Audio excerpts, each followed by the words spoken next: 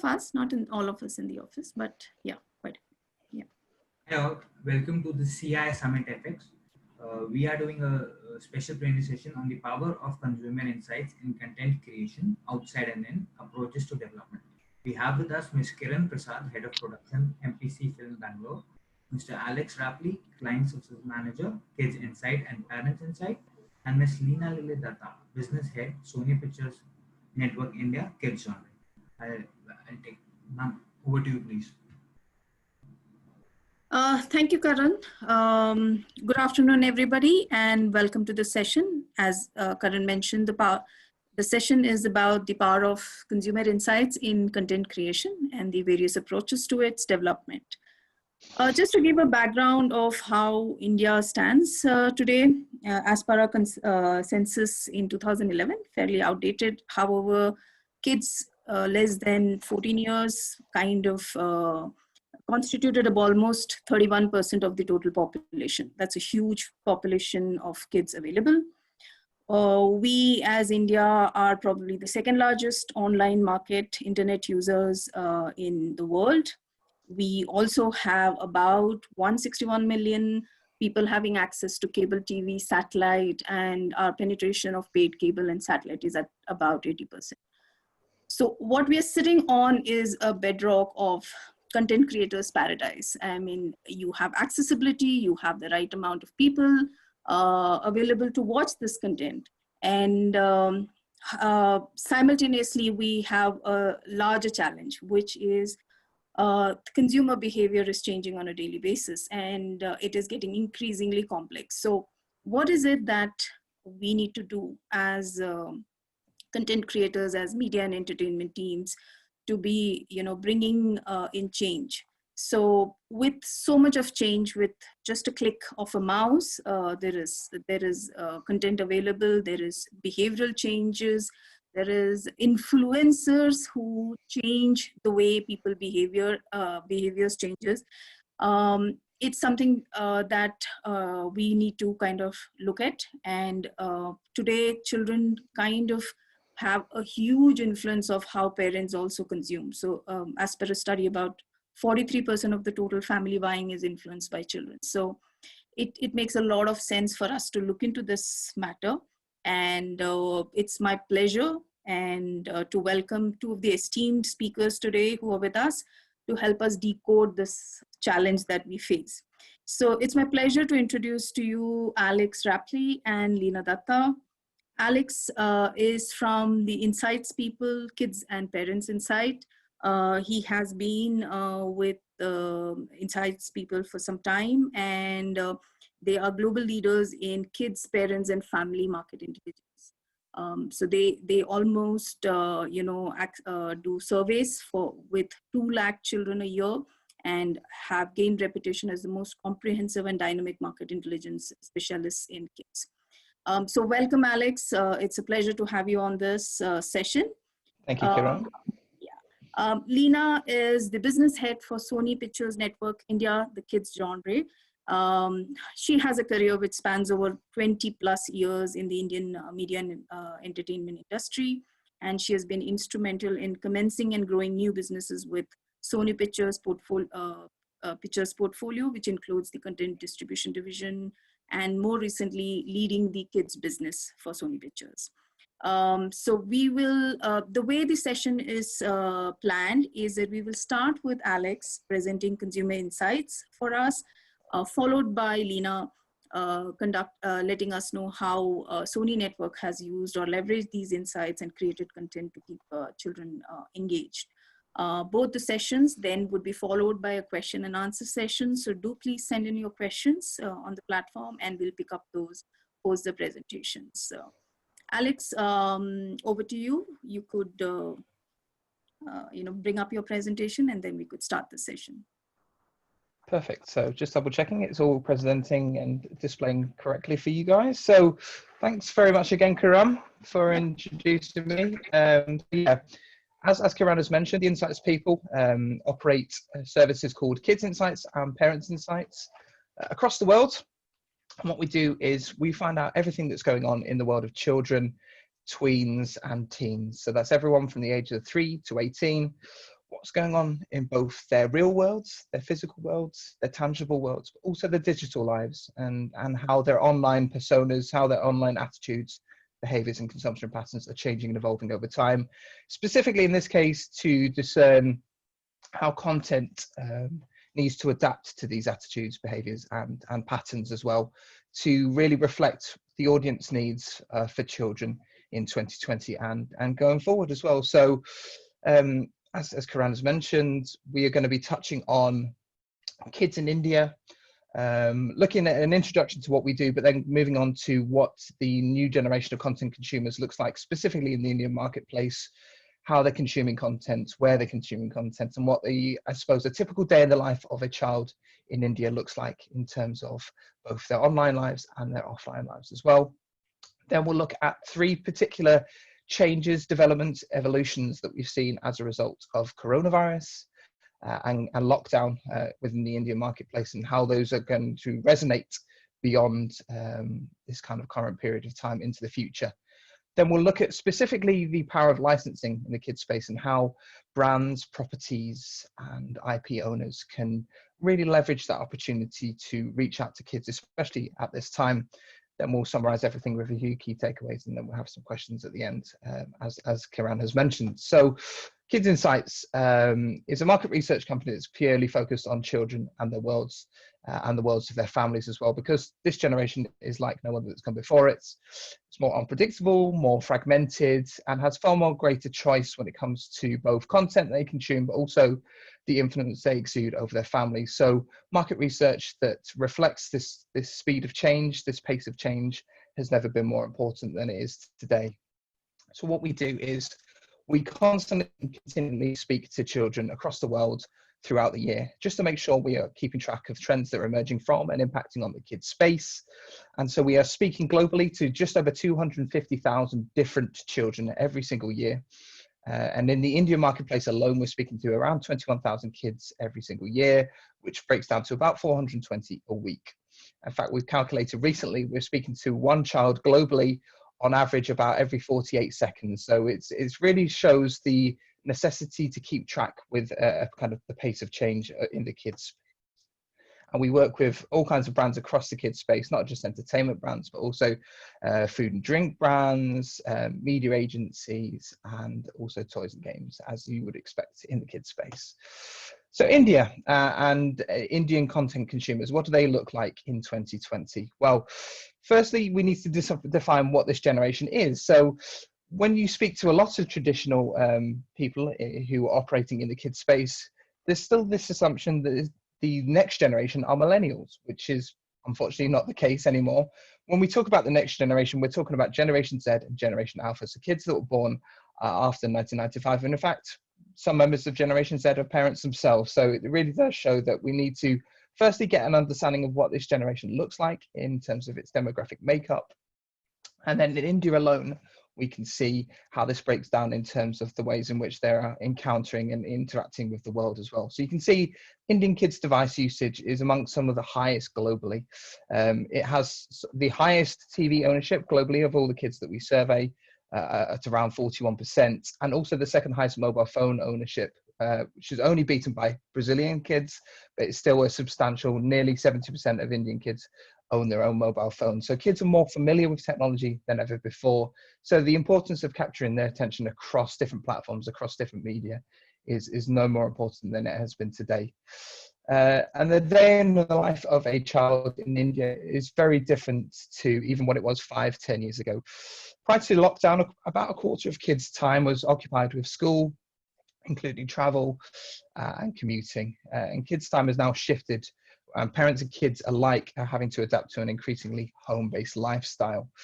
In fact, the number of kids who compare to do things alone compared to doing things in the group has risen nearly 70% since January, which shows that despite the fact that kids and parents have to coexist, there's still that kind of need for independence and autonomy as well.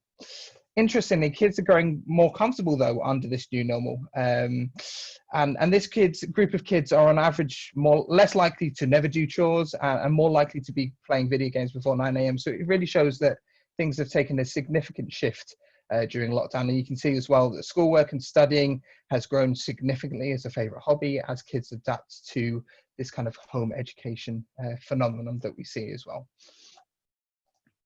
And so this moves on to what we're seeing during lockdown and kind of some of the trends that we see really impacting on the kids' space and ones that we see having a resonance that will move beyond lockdown, beyond these measures of control into what content needs to look like moving forward. So the first of which is edutainment as a concept. So edutainment is essentially the combination of entertaining content with an educational slant to it as well. And we find the content and the experiences that have this educational lean to them, but still retain that entertainment perspective, make the responsibility of parents who are now the teachers in the home, taking on the responsibility from teachers in the school, makes that a lot easier for them as well. So a lot of brands are embracing this, and we feel that marketing messages need to highlight the educational credentials of a product, but also balance this with still maintaining a sense of fun to keep the kids engaged as well as their parents. Educational videos, as you can see, account for almost a third of the choices when it comes to YouTube viewing for 3 to 12-year-olds in India. And this group over-indexes and is strongly preferring science as a favorite school subject, which really shows the benefits to that combination of fun and education, And this group as well is far more likely to have these aspirations of serious, I suppose what we call white collar careers when they grow up as well. We can see some of the brands that we do see combining this already, things like Minecraft, who have a well-established educators platform where children can explore historical sites, journey through biodiversity on courses that have been developed by the World Wildlife Federation. Those have real resonance with kids as well. And we can see Kidzania centres in India as well, both before and after lockdown, in terms of that combination having a real resonance with the family unit as well.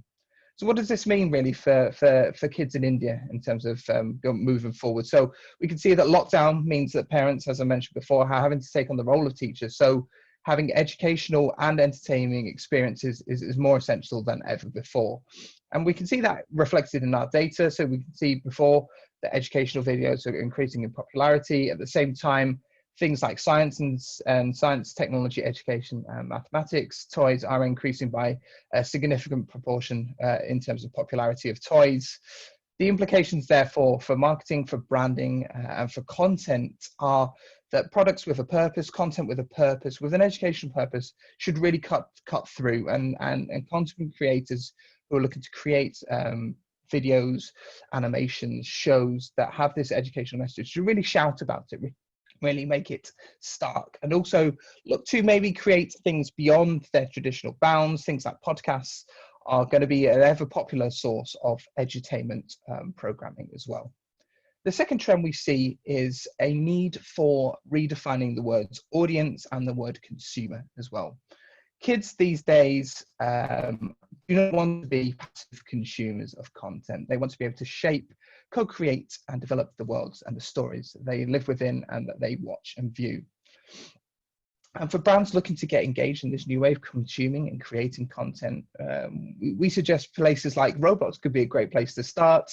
Brands like Star Wars and Liverpool are already using this platform to engage with their audience and fans, allowing them to create experiences that are both tailored to their brand, but also allowing the kids to shape their own narratives as well. And we see in India in particular, some of these brands having a real resonance, things like Clash of Clans, highlighting the need for kind of a strategic, a creative, a kind of reinforced element of kind of co-creation that are having real resonance, and returning favorites like Ludo King, which has absolutely exploded in our data in terms of popularity, also shows the benefits to tying into this kind of traditional model of creating content, but then bringing it into the mobile gaming sphere as well. And tied into this is this concept of the metaverse. And the next phase of the internet can be described as thus. It's a shared virtual space that is always open with its own activities, such as shopping, entertainment, all built in. And over the last 2 years, the most popular video games have been ones that hold some characteristics of this, enabling kids to play, explore, and create in their open world. And there are increasing amounts of opportunities for brands to collaborate and integrate their content and kind of think outside the box, join the dots when it comes to this metaverse. We find that I suppose a fully realized metaverse may be years away, but partners that are already shaping up to take advantage of this as the technology, as the opportunities develop, are going to be ones that really resonate with kids for the long term as well. So again, this is a really great thing to kind of bear in mind, is redefining the words audience, redefining the words content to not just be kind of a passive expression, but also a creative, a co-creative, a collaborative expression of content creation is going to be ones that are really resonating with kids, not just in today's society, but also moving forwards. And then the final trend that we're seeing emerging as a kind of phenomenon during lockdown that's going to really resonate to come is this concept of generation speak. So we define generation speak as thus: the generation that preceded mine, we define it as generation type. So it's a generation that we're comfortable with content that's consumed through personal computers, through laptops, through using their keypads to kind of shape their narratives, shape their worlds. Then we move on to generation swipe, who have used smartphones and tablets to shape their narratives. And then we move on to generation speak, which is a generation that uses voice and voice commands to shape the worlds they do. And we can see initially why this has such an appeal with kids these days, because of its easy to use nature. It affords particular popularity with young children who are new to using devices. There's no need to read or write with smart speakers, which makes them a really great entry point in terms of technology for parents and children alone. And it's something that we feel that brands need to really consider when creating content that is geared towards Generation Z and Generation Alpha. It's already started to disrupt the way that kids consume content today. And nearly 40% of teens in the UK, and this is reflected in India alone, use smart speakers to help with the homework as well, which ties into the edutainment piece in terms of content that is educational and entertaining at the same time, and is embracing voice technology, is going to be ones that are really resonant for kids moving forward. Nearly 10% of kids in India own their own smart speakers, and nearly 20% of them have access to one as well. So it really shows the growing ubiquity of this technology. And also kids, 1 in 5 of them as well, prefer to control their devices with their voice, which has increased by a quarter over the past year alone as well. So it's a phenomenon that we only see increasing in popularity as well. And the implications are broad. And as you can see, audio content can really become a great touch point for brands which already have an online presence. And optimizing that kind of content to be voice optimized is going to really stand them in great stead to speak to the generations to come, as well as this emergent generation that are more comfortable, more used to using their voices to control their devices as well. Talking of licensing in a particular phenomenon, the brand licensing market is huge in India, in particular with children. It's estimated to be worth globally over $300 billion, and it's going through its biggest transformation as well, because the industry is growing to recognize that it needs to evolve and become more agile. So the number of licensing sources in terms of those licensed products and IPs are changing, developing over all the time, and kids that are buying licensed products is increasing across those categories, as we've seen in other areas as well.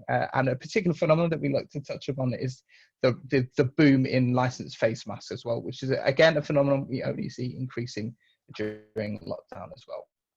Some of the really hot properties that we see within the Indian marketplace are characters and brands such as Tom & Jerry, Motu Patlu, and Chota Beam as well, which are all having great resonance because they are having great resonance, great touch points, extending their metaverse during lockdown, and also creating content that is kind of able to be consumed across the metaverse and is educational in its kind of dint as well. So in terms of what this means as well, kind of user created content is going to really kind of tie into that kind of licensing boom that we're seeing. So in summary, the lines that define the digital and non-digital spaces that kids entertain themselves in are becoming increasingly blurred. And kids' ecosystems can largely differ by age, gender, and region across all the countries we see. So the importance of defining your audience and what they're doing, where they're doing, and what's important to them is no more important than before in terms of optimizing your content output, but also reducing wastage. getting kids' attention as well is becoming harder and harder because the choices they have to make across the media landscape in terms of the content they consume is becoming increasingly fragmented. So brands that can hopefully tie those all together are going to be ones that we really see resonating when it comes to content of the future. And we do need to redefine the word audience and the word content, because kids these days are not passive consumers. They want to shape their own worlds. So brands that can help them to shape their own destinies, control their narratives, are going to be ones that really resonate with them to come. And Generation Speak ties into this and ties this all together quite neatly in terms of, you know what, brands that are able to embrace voice activated technology are going to be the ones that really have this ongoing connection with children. And then finally, to tie everything together, edutainment is a real content creation development tool that we really see kind of having this benefit going forward. So if you want to find out more, you've got the URL there, which is kidsinsights.com/AC, where you can get access to our portal, which is where we display all of its data as it evolves in real time. And you can see some of the reports we produce across the kids space, especially those in India, to find out how content choices are evolving and developing, not just today, but also tomorrow as well. Thanks a lot, Alex. That was incredibly informative and somewhat daunting, I must say, considering the facts that you mentioned, that how the media is getting really fragmented, making it difficult for the industry to have a very targeted approach. How do we reach every other child at every other stage of his his or her availability? So the child is able to access content at multiple places at it's no longer kind of confined to a television in the home. It is everywhere, right? So obviously Absolutely. Very daunting task that I'm sure studios and media teams would find. And I really like the fact that about Generation Speak, how you mentioned that the current generation is moving into using speech as a convenient way of accessing content, and I'm sure that is going to have a lot of repercussion of the kind of content we create going forward, right? Absolutely. So yeah, so I would love to hear now Lena speak about this on the basis of whatever Alex has mentioned, and how her team is kind of overcoming these constraints or challenges or interesting times that we foresee. So welcome, Lena. We're dying to hear your side of the story. Thanks, Kiran. And Alex, you really put me in a spot out over here. Too many things to talk about now as we move ahead into a new world and a new era.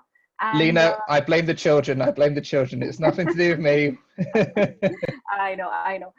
They're sweet though, but yeah, I mean, a tough spot for us as content creators to be in at this point in time, which is also a good thing because, guys, as we kind of identify all what is in front of us and all what's around us amidst this pandemic and crisis and change of habits amongst the kids, it gets us even more agile and more astute in terms of how do we plan for content.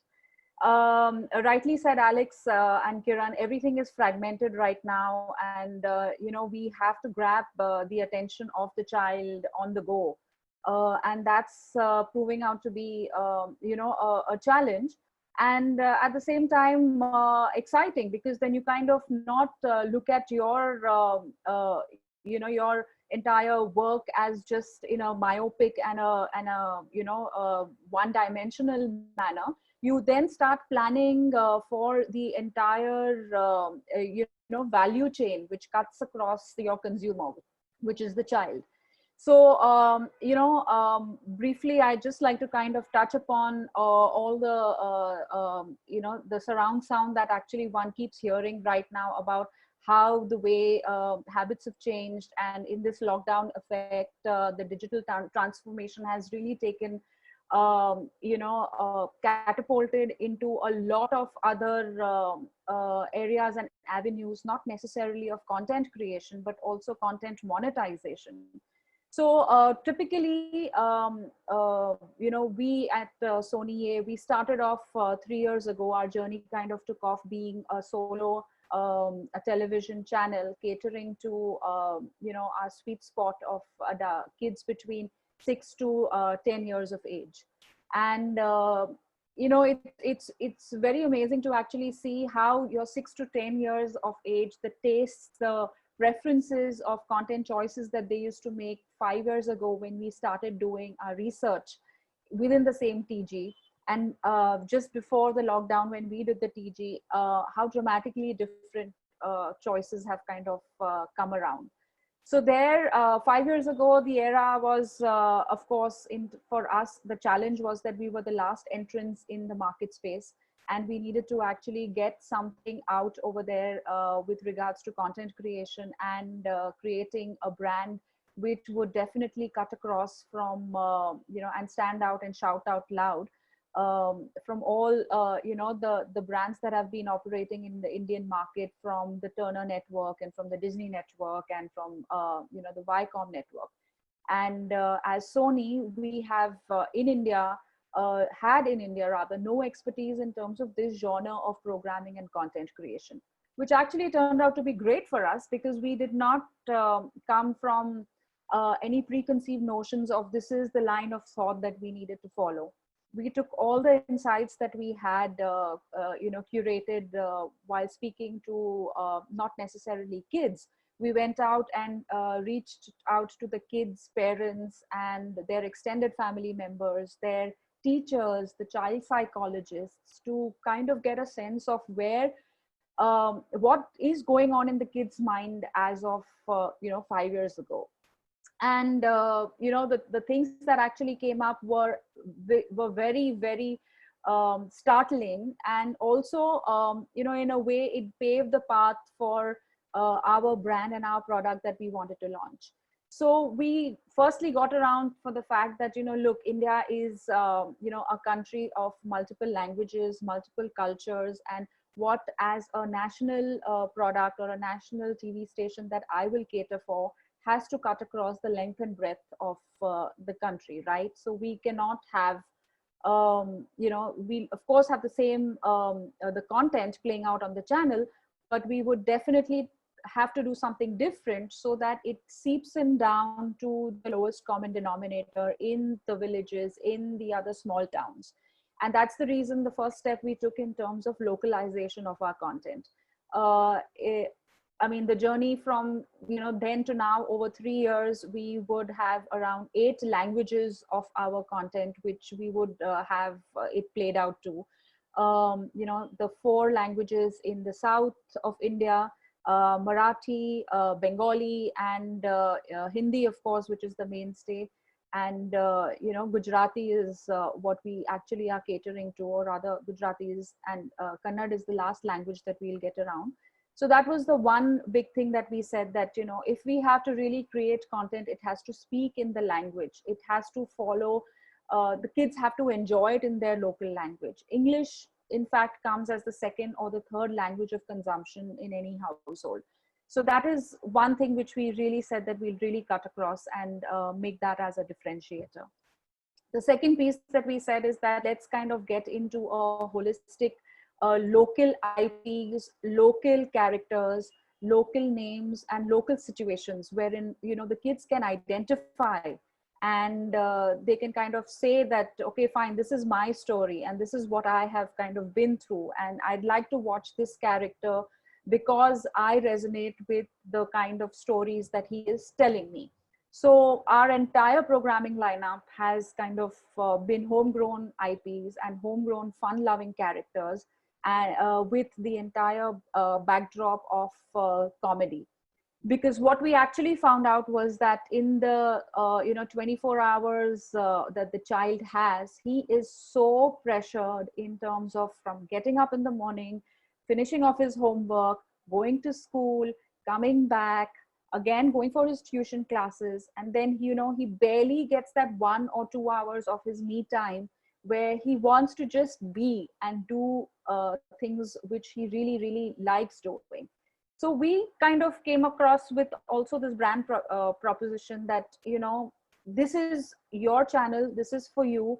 We are giving you what you want to see with your lovable characters in the language that you want to actually watch the tunes in, and this is going to be your time, and this is going to be where you will come back after a really tiring day and tune into and get completely enthralled with the kind of content that we want to showcase.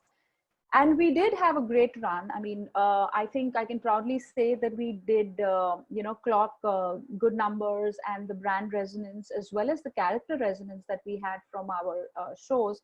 In fact, over the 3 years of being in existence, really was overwhelming. I mean, the biggest gratitude that one can actually get is that when you talk about consumer licensing and products out in the market, the gray market of sorts actually is the biggest testament that, if your consumer products and your t-shirts and everything else of your characters is in the gray market and in the pirated market, then you know that you've arrived.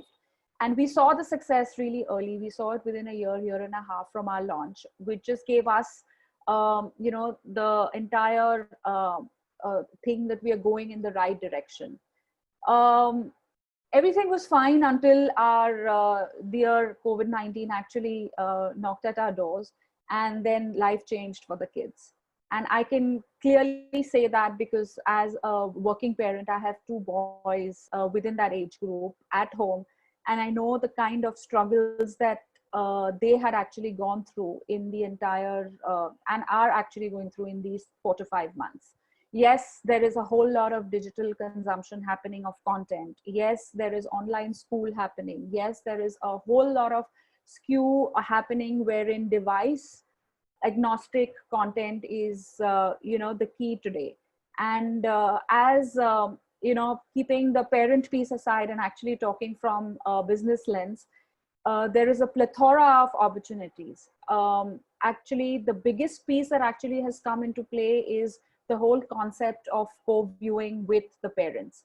We always knew that kids as a category had some amount of co-viewing happening, and parents were the gatekeepers and the watchmen, so to say, of what kids used to watch on television. But because the parents were also confined at home during lockdown times, there was actually a shift of viewing which actually happened, wherein parents used to watch kids content and vice versa.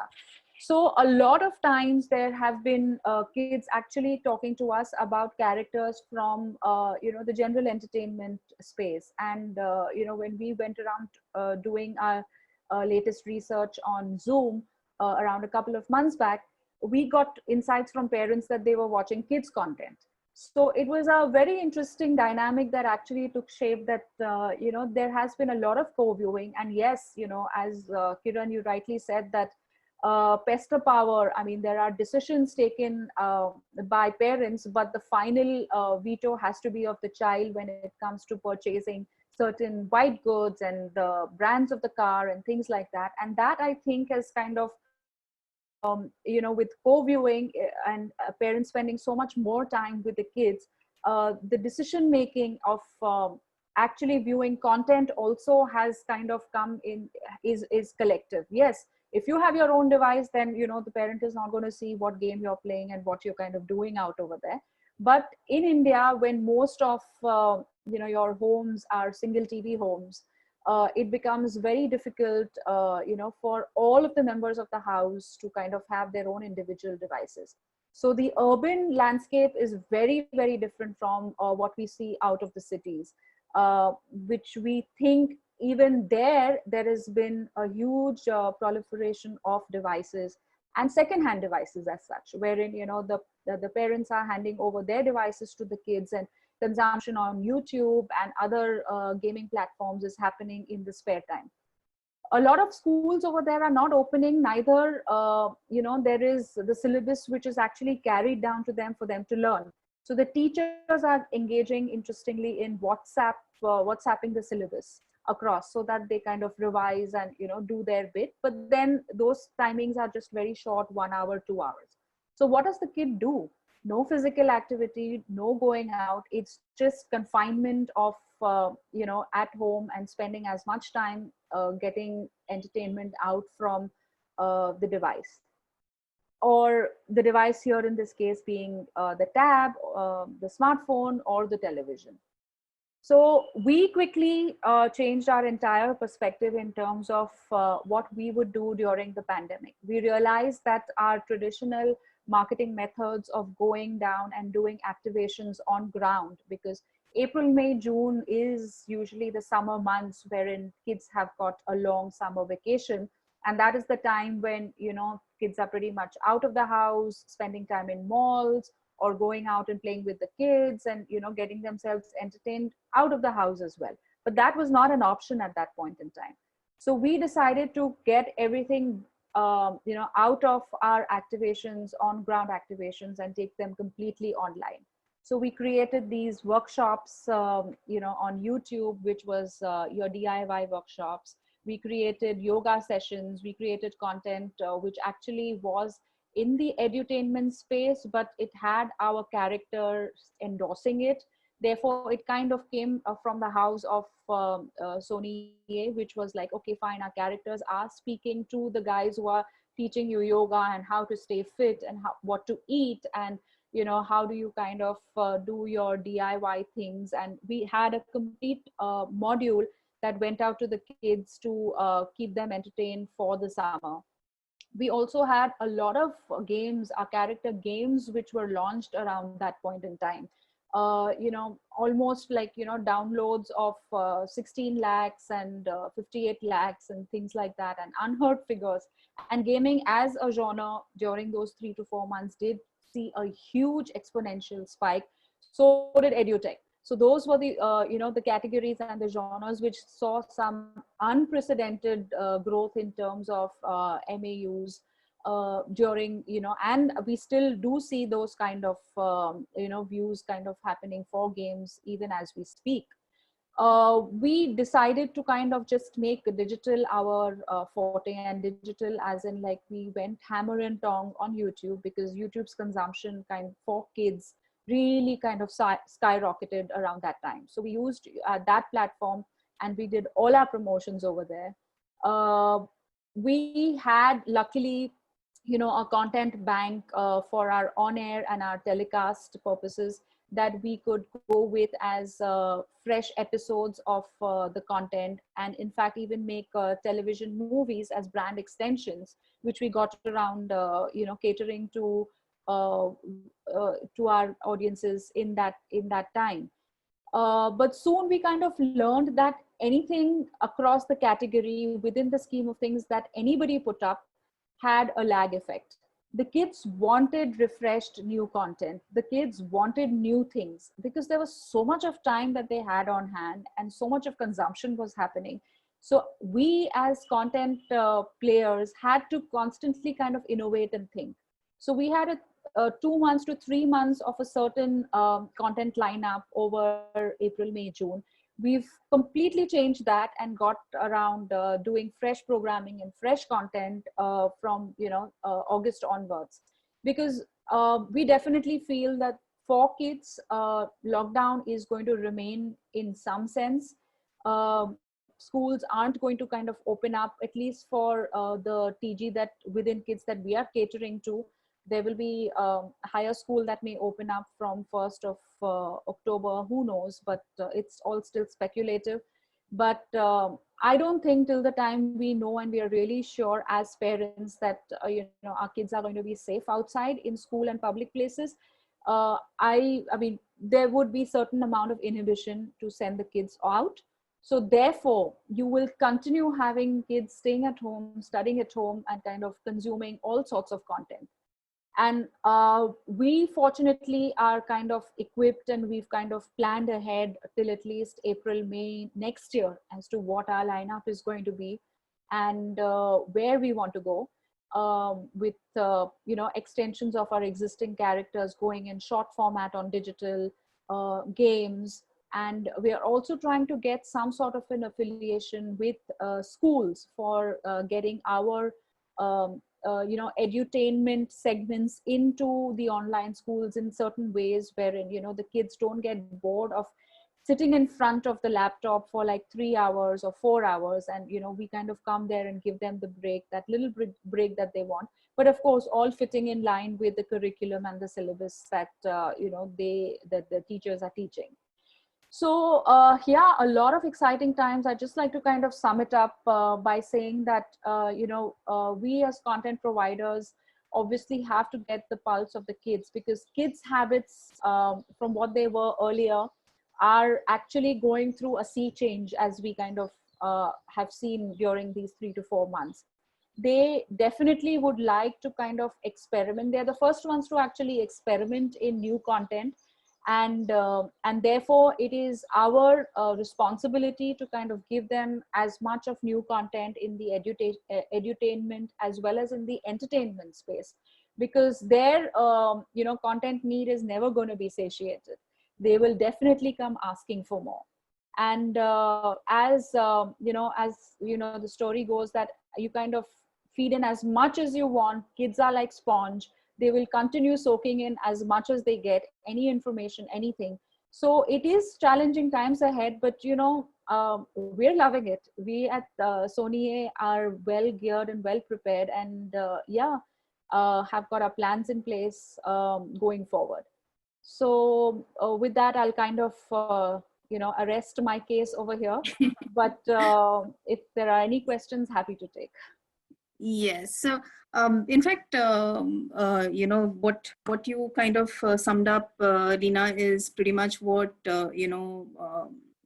Alex was indicating, that that there has been a sea change, and like I said, India. It's the best time to be in India, probably, because there is so much of availability. Yeah, we have internet availability, we have mobile usage, we have a huge population which actually is ready and wanting to take that content forward, right? So great time to be here. And in terms of certain questions that and interesting things that you spoke about, right? Children being able to monetize content, and they themselves are creating content, and I think Alex also brought up that point. They are able to create content. There are apps, there is so much of material. Like, for example, I think Alex spoke about Minecraft, where you can get into it and you can develop, co-create a lot of content. And entertain yourself. I probably don't even need to get out of I need to get out of my space and continue creating content. So Alex, the question would be to you: is there any insight that your team is able to bring in, which lets us know how much is this monetization market? Are kids actually monetizing their market? Because India traditionally, as kids don't get into this, where the parents take care of the kids for a long period. But do you see a change that happening? And for Lina, probably the question would be: would you, as a network, look at actually using children's content? If children come up with content, would you look? So that's something that would be of great interest. Absolutely. I mean, at the top level, we can see that Indian kids before lockdown even spend most of their money online versus offline. And this kind of consumer behavior has only been reinforced during lockdown, with kids spending more offline, decreasing by about 65% in the first 3 months of lockdown in India alone. Okay. And online shopping is becoming an increasingly social experience. There's a host of new e-commerce functions across Instagram, for example, and Facebook. So the online environment within India alone is increasingly better equipped to host and advertise businesses on any scale.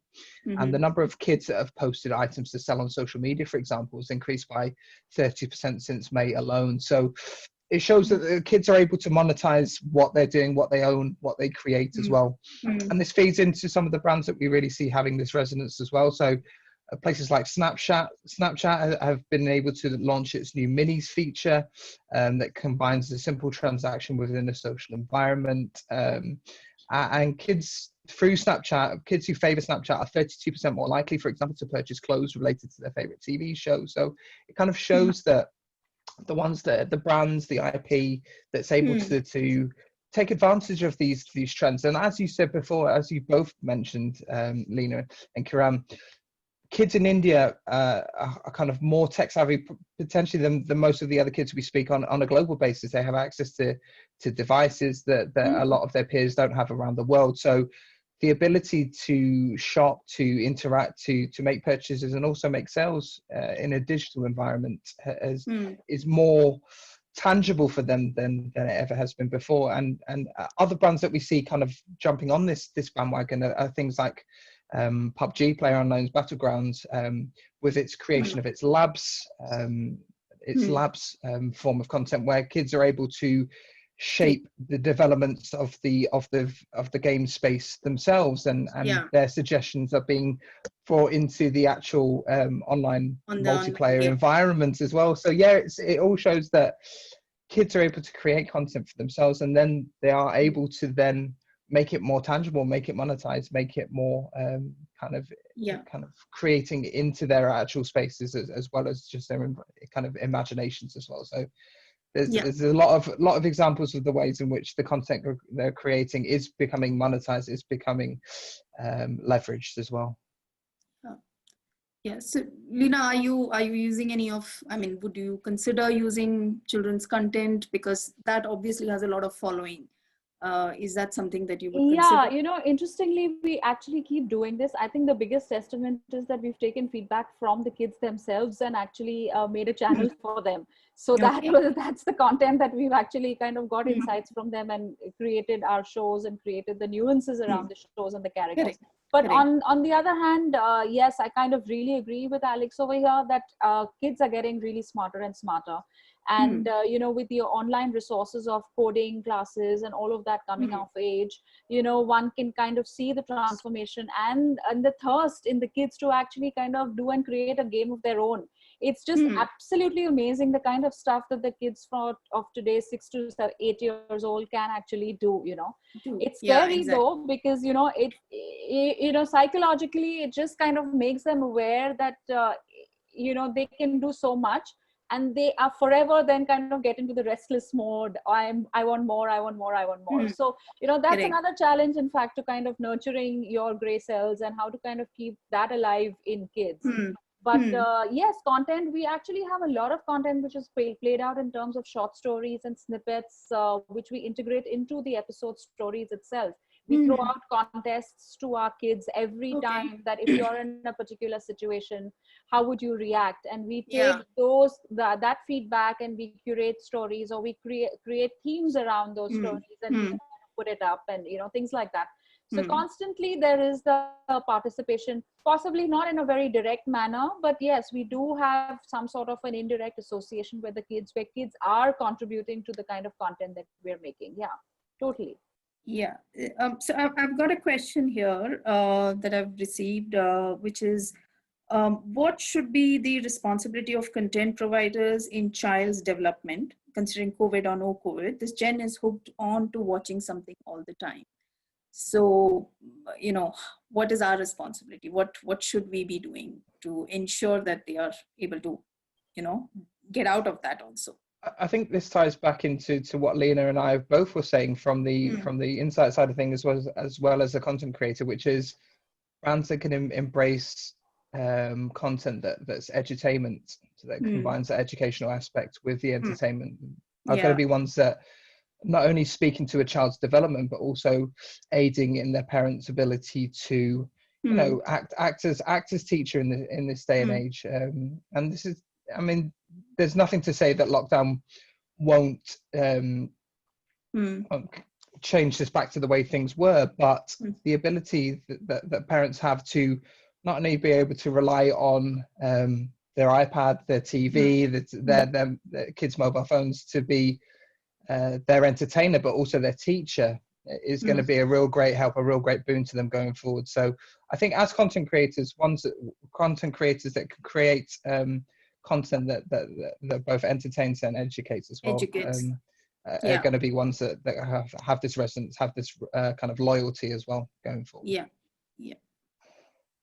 Yeah, I keep saying that there is going to be a lot of content that is going to be made available. There is going to be content which will be purely education. There will be content that is just entertainment, and it can be silly entertainment. It can be entertainment which may not please the parent. Like, I get appalled at the kind of stuff that my kids watch, it's like I have to really grab the iPad out of their hands.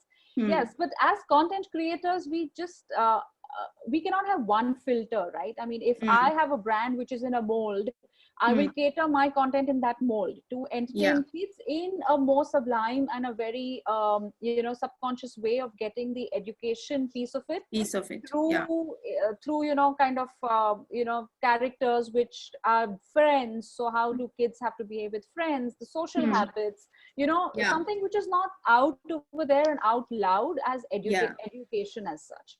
So, Yeah.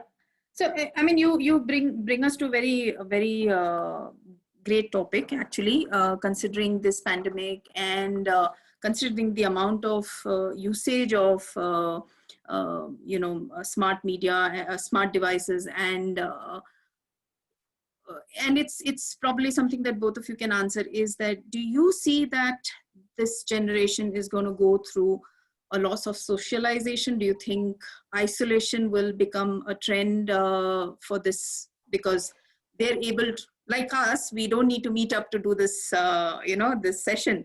Are they going to get into a situation where they would be isolated and there would be a loss of socialization? Do you see that? Do you have any insight which tells us otherwise? I think it's a trend that existed before lockdown, before COVID, which was kids' interactions becoming far more digital than they ever were before, and this has only been crystallized during lockdown. Okay. And I think it does have a significant impact on their mental well-being, their mental health. We do see anxieties around lack of physical contact with their friends being expressed across the Indian kids space, and that's true as it is of the younger children as it is of the teenagers we speak to. But I think the ways in which content creators can really alleviate this is by recognizing that the water cooler chats and the playground chats of 6 months ago are now becoming the breakfast table, the brunch chats of the family of today. And so ones that can bring the family together and create an environment that's conducive not only to fun but also to socialization, to finding out what's going on in the kids' lives and the parents' lives, are going to be ones that help to, I suppose, bridge the gaps and build those bridges between kids and parents that they aren't able to build with their friends, with their peers. So I think it's going to be a necessary kind of casualty of lockdown, is kids are unable to see their friends physically, and that's going to hurt them. The ability to socialize with them across social media and across chat platforms alleviates it to some extent, but if families can come together and through a shared appreciation of content in particular, those are going to be ones that help the mental well-being of kids by providing that kind of crutch for them to be able to speak to about what they're talking about, what they would normally talk about with their friends, what is concerning them, what their thoughts and feelings on the future are as well. So that's kind of what we see within our data. Okay. Yeah, I mean, as a parent, I think the constant coaching and counseling to my kids is very critical during these times. Yes, they miss their friends immensely. They cannot wait to go back to school and, just kick the ball around in the playground and things like that, right? I mean, that's going to continue. But I think kids are far more resilient than adults. The ones they kind of go back to school, I think they'll make up for all the lost time that they've had not meeting them. And we just hope and pray, fingers crossed, that they get back to normalcy and everything kind of works well for their for their benefit as well. I mean, mental benefit, social benefit, everything all put together. Because it's challenging times, and as parents, I think we should really handhold them and kind of coach them and mentor them as much as we can. And rightly said, Alex, if you have a community of parents and extended family members who actually come together and extend that support, it becomes a less harsher on kids for their growing up. I think I'm more worried about them getting bad eyesight or getting a hunch early in time rather than anything else. I know they'll go back to playing, so that's maybe they'll go back with a greiter appreciation for playing. That's maybe that's being that's outdoors. Yes. So I think we are in our last 5 minutes, and probably we could just answer one more question. is that, the children's, like we spoke, right? The media is fragmented and the children themselves are developing multiple interests and their loyalties are moving much faster, right? So one day they are interested in something, the next in 1 month or 2 months, they're changing their loyalties and saying, okay, let me look at something interesting. Like you said, Lena, that we need to keep them engaged because they are constantly seeking new content, right? So how do we keep changing content, or how do we keep moving content to keep them continuously engaged? You did speak about, you are already ready with multiple changes in content, but how do we know what is the next new thing that will interest them? How would we go about that? So there is no new next big thing that will interest them. I think, everything, like I said, you kind of get around developing characters. Unfortunately for us, it is not like live action. We are in the space of animation, and animation does have a long gestation that needs to kind of go in. Developing of tunes and getting into storyboarding and then going into production and post and stuff like that. So we actually get ready for our next year's whatever we want to put up a year ago, So but like I said, our ethos of our brand and what we stand for is directionally where we actually cater to from a television content standpoint. Yes, digital on the other hand, and providing for digital content is a different ballgame altogether. We can have multiple stories that actually can translate from history to kind of geography to preschool to young adults to anything. We can have plethora of genres and mixes and storylines to cater to the digital side of things. But there we're kind of putting it out over there unknowingly whether it's going to stick or not stick, because we don't have the data to support it, as to what are the consumption. And secondly, on digital, the consumption and what gets recorded is from the parent's device. So we actually don't know, the kid, the child is, and what is his TG and what is he consuming and why is he consuming. So even though it's a gray area on that side, but we definitely know directionally that's where the trend is moving to.